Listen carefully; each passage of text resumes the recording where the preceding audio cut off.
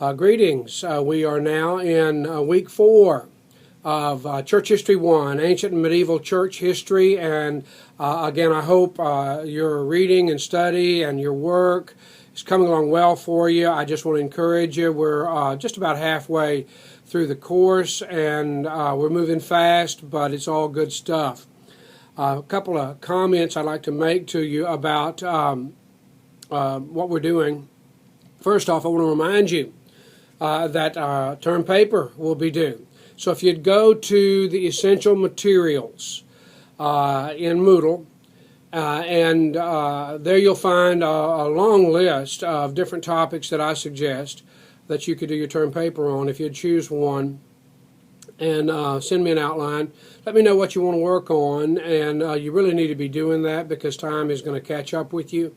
If you don't, it's very important. It's a major part of your final grade is what you do with your term paper. It's very significant, and so work on that.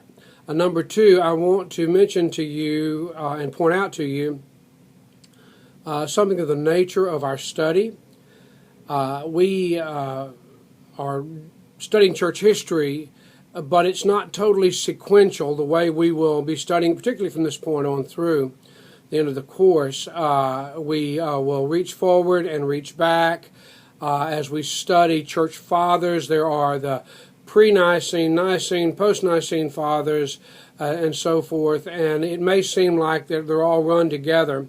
And we may deal with one from one era and compare him with one from another era. And so it's not totally sequential. Now this will be real clear whenever we deal with monasticism next week, because even though we're in the 3rd century, we'll reach back to the 2nd century with Anthony of the Desert, and then just study particularly the history of the rise of monasticism. We'll study the rise of various doctrines and how they developed. And so it's not totally, our study's not totally sequential. Just want to make you aware of that, lest you be confused. Are we in the 2nd, 4th, 5th century, so forth, so on. Today we want to talk about one of the most crucial events in all of church history. Nearly everyone who studies anything about the history of Christianity will end up talking about Constantine and that which is called the transition, the shift, the change that happened in the church under the Emperor Constantine. So I'm going to take a few moments in this video to talk about Constantine and what he did. And the second video we'll talk about the Nicene Creed and the Council of Nicaea, which he ordained and he established. But let's talk for a moment about Constantine. Now I want to give you a few things about him. First off, just strictly his importance and what's really happening. The overview here, we're going to look at a little bit of a sequence of events that happened. And then we want to ask the question about Constantine's conversion, what took place in that, and then lastly, the effect it's had on church and church history. It's hard to overemphasize how big a deal the transition with Constantine is. As you have studied and as you have read in the past 3 weeks, Christianity has come from being essentially a small segment within Judaism, a sect within Judaism. With 70 AD and the fall of Jerusalem, it's been expelled in essence from Palestine. There are no Jewish homeland territories or anything of that sort. There's no home base. And now we've risen up with a Christianity that is very Catholic. It is diverse. It is united, but it is all-inclusive, and there are several centers to Christianity. The 4 that are primary are Antioch in Syria, Alexandria in Egypt, Carthage, which is over in North Africa, and then Rome, which is, of course, Italy. And all of these are equal. There is no central place that would be called home base. And then along with that, there's been just these huge persecutions, and Christianity's flourished, but it has been on the run. And then comes this person, Constantine, and everything changes. There's a huge transition. So let's look at this, the sequence of events.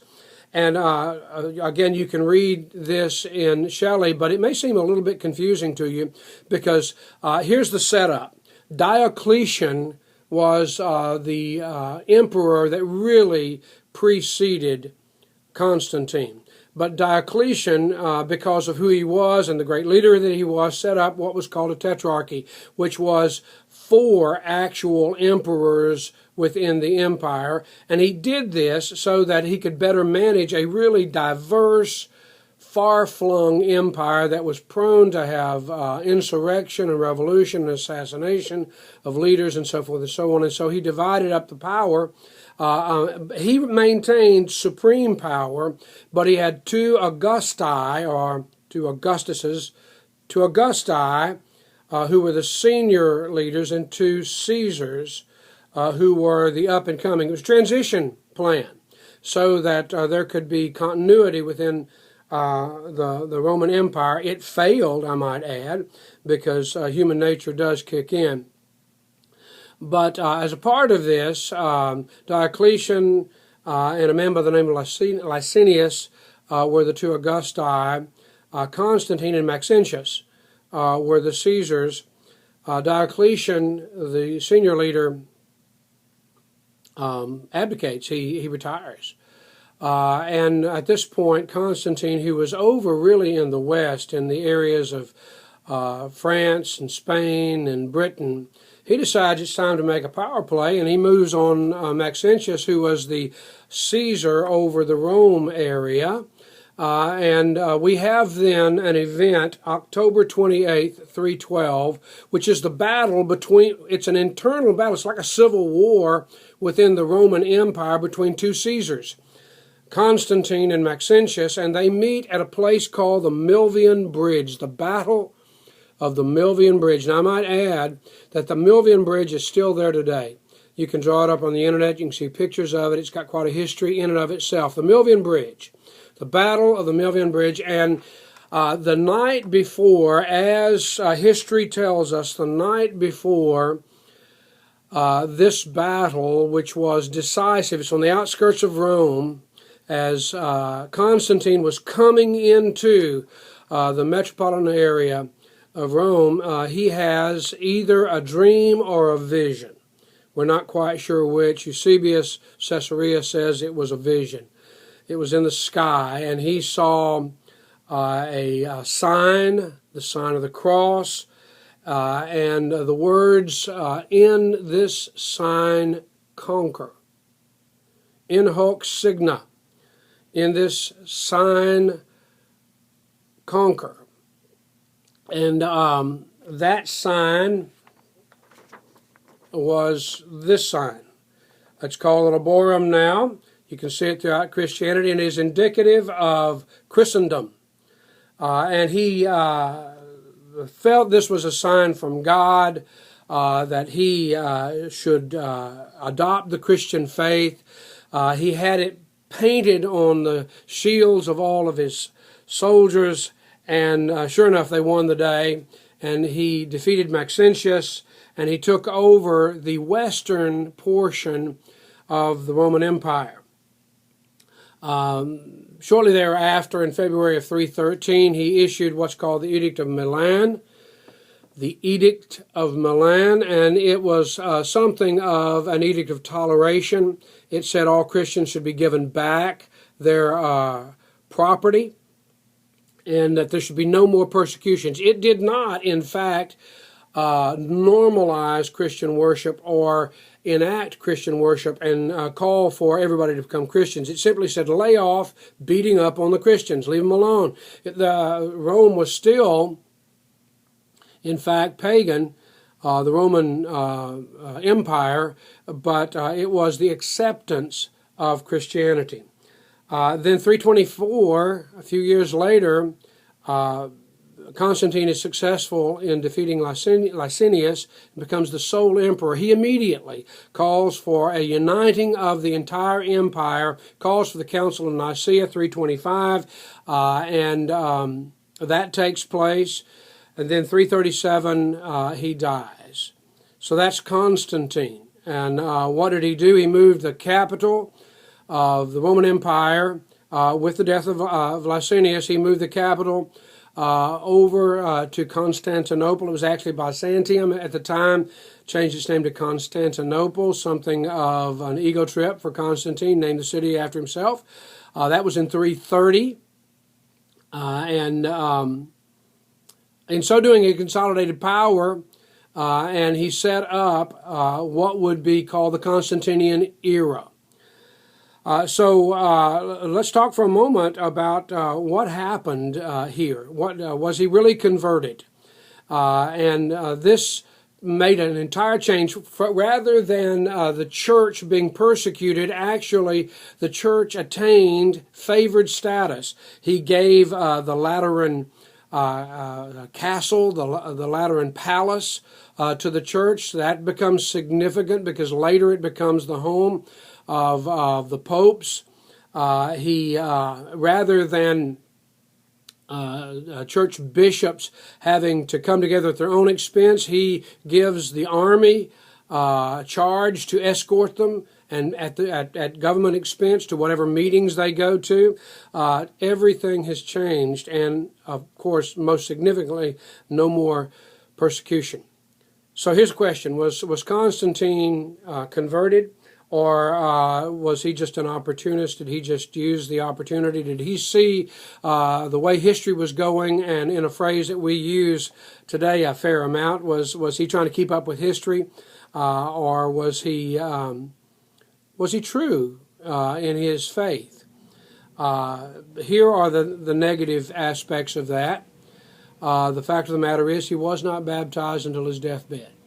He refused baptism. He never became a true Christian convert until he was nearly dead. Now, there may be a reason for that.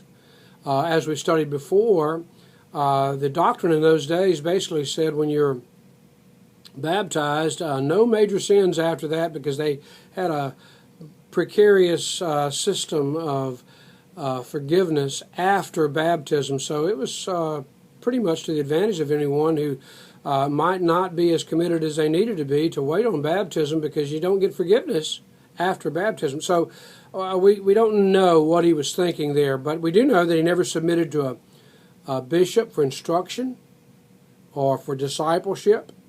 He remained engaged in pagan practices throughout his reign. He was, in fact, declared himself a priest of the pagan religion. He may have been confused, and he may have been unschooled.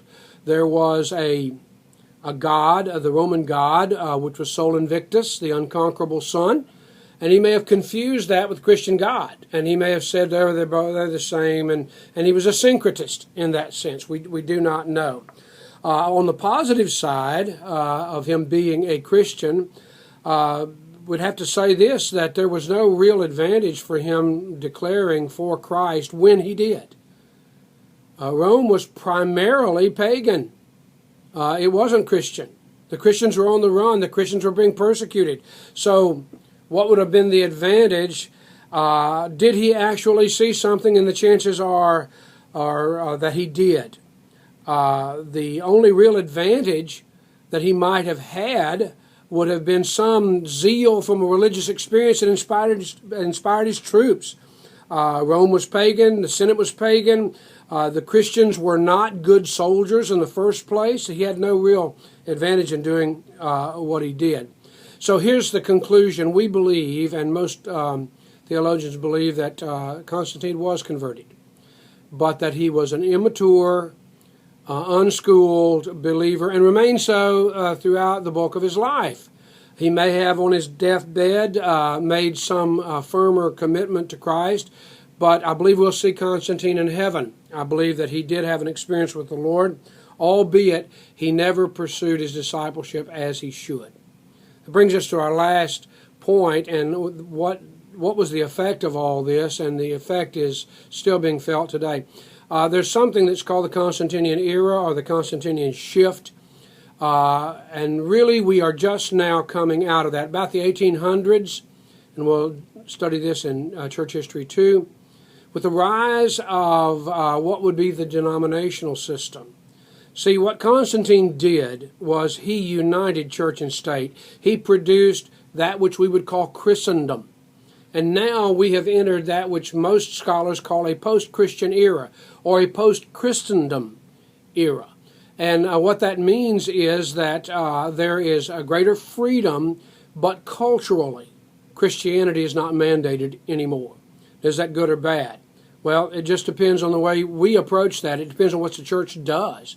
And so may we rise to the day. Was the Constantinian change good or bad? And there are many ways that we could say it was bad for the church. There are other ways that it was the natural progression of the success of the early church. So may we in our day be faithful as many were in those days. God bless you and your studies.